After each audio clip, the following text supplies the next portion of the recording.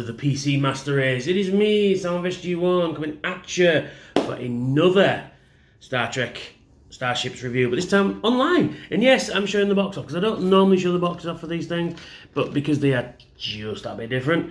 We've got some, telling you what ship it is, which is quite nice. You've got the some extra ships that they're doing on there. On the back, showing what other ships are available, and a bit of a write-up there, which is pretty cool. So let's crack this open, shall we? Yeah. So you get nice glossy magazine, which is very nice. It's short, so a smaller one, because I have the other one here. How can you tell I'm filming these all at the same time? As you can see, smaller magazine. And you know what? I quite like the smaller magazines. They're easier to store. Because you can just store right in the box. That's easy, you see. Yeah, and we get... I have one of these ships on Star Trek Online, the Chimera. So if you would like to have one of your own, why not just put that code in there, and it's all yours. Whoever gets there first is going to have it. Nice. Like I say, I already have one of these. I'm not a particular fan of the ship in the game, but the design is pretty cool, actually. So let's get a crack on, shall we, in the magazine. So we're doing the U.S.S. Chimera NCC-97400. So let me get the introduction. U.S.S. Chimera. The search for the new Enterprise brought hundreds of fan-created ships to life. Yeah, they did a competition back in, I think, 2012, I want to say. I can't quite remember. And to design the Enterprise F, basically. And hundreds of people sent in designs. Obviously, they picked the Odyssey class, but this was one of the new classes. It's a nice CG render of it there. It's really cool. There's bits on this I don't like. I'll get onto that in a bit when we get to the model. This is Nog's ship, I believe. It's a heavy destroyer. And we've got some images of the ship itself and it firing its fucking massive cannons, which is pretty cool. Phaser Lotus, that's it. The Chimera uses the Phaser Lotus to engage squadrons of renegade Cardassian ships. Yeah, it just fires like massive, basically like the Phaser Lance on a Galaxy X, but you can fire it in multiple directions, and it kind of transforms as well. Too bad this one doesn't, but there you go. You can see it there. Parts of the saucer sort of pop out, which is pretty cool. And then we've got the topographical view. Starfleet Heavy Destroyer. Yeah, so it's really nice design. Well, the top side looks pretty good. The rest of it, not so much. I'll get onto that as well. But yeah, it's pretty cool, actually. I'm not a big fan of it in the game. Commission crew 400, length 458.7 meters, about length of an ambassador class. Crew 450, commission 2407. And then we've got conceived in the 25th century, U.S.S. Enterprise, the Chimera, eventually found a different role on Star. So yeah, so there's the ship itself, the Enterprise F, the Odyssey class, but then there's somebody designed that as well, which is pretty cool. I mean, I love the fact that they're using, non-winning designs in the game as well, which is really cool. And then we got some images of it there as well, which is really nice.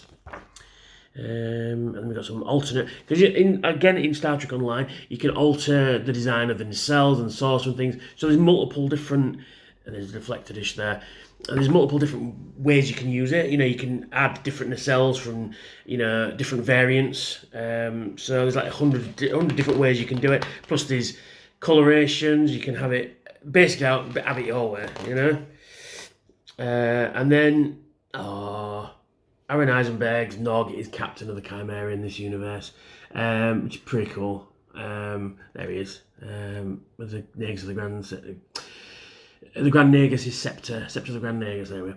Then we've got the Chimera there, Deep Space Nine in the background, and Nog, Ensign Nog, yeah.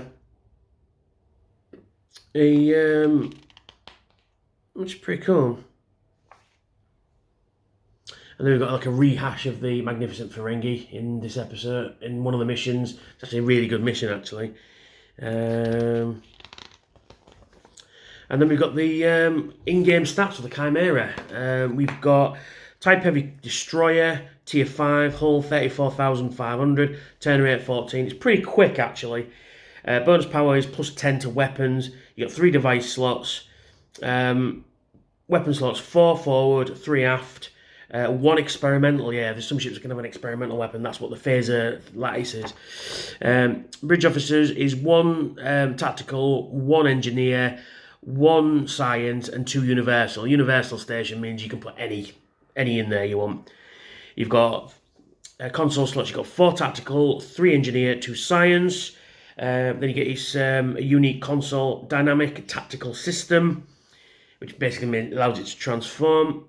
Ship mastery none, specialization none, but you can add those later as well.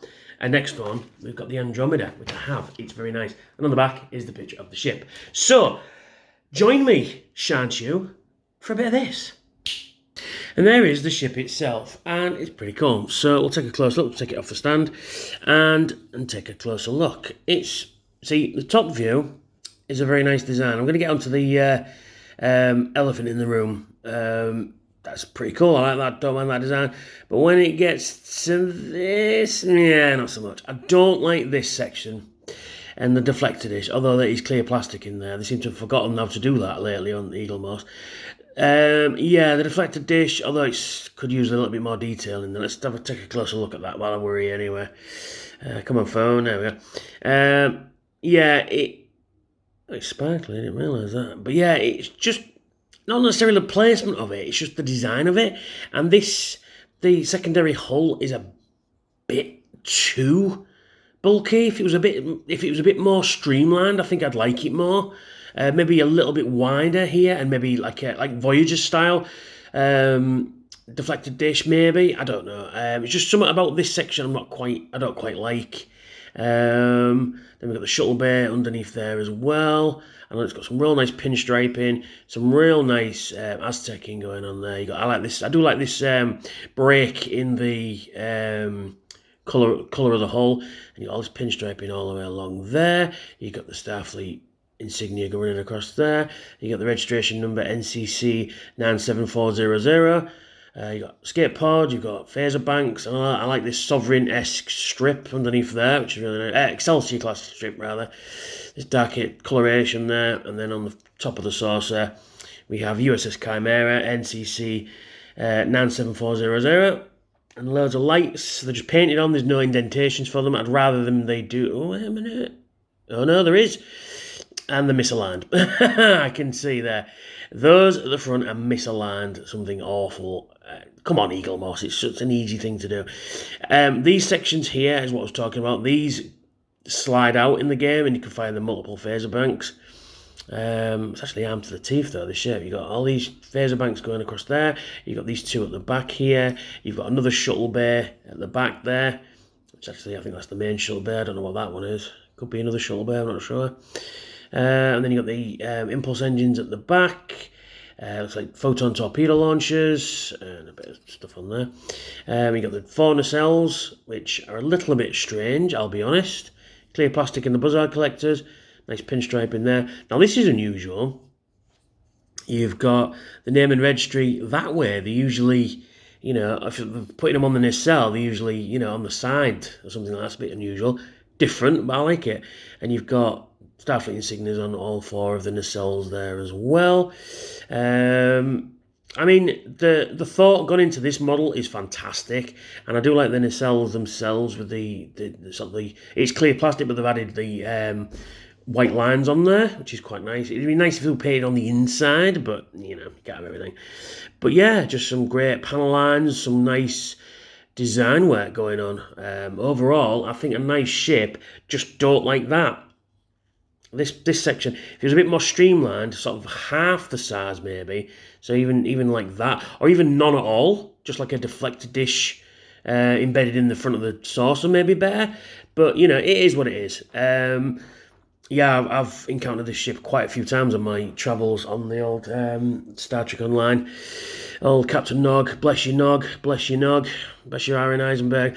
You've got some more, I think these are more of those phaser emitters on the nacelles there, which is pretty cool. Let's have a closer look at those. Didn't see them before. Yeah, some really nice detail work going in on this ship. It's a pity they couldn't put this kind of detail in the hero ships, isn't it? I think the Enterprise E is the nicest one of the bunch, and even that's not perfect. But yeah, actually really nice. And you got impulse engines in the saucer there as well, but they're in blue, which is pretty cool. So you got red at the back, blue in the saucer. Yeah, so stand, usual affair, and it says Chimera, last year. So you connect that to that, and boom, there it is on the saucer. On the stand even. Yeah, so again, not a lot to be said about this ship, really. Actually, no, there is quite a lot. There's some more detail, actually, on there. There's another phaser bank there, I didn't notice. The detail on this is fantastic, I will admit to that, but I just don't like this deflector dish. It's just a bit weird. Maybe it's this bit here. I don't know, it's something about it. I just can't put my finger on it. It just doesn't look quite right.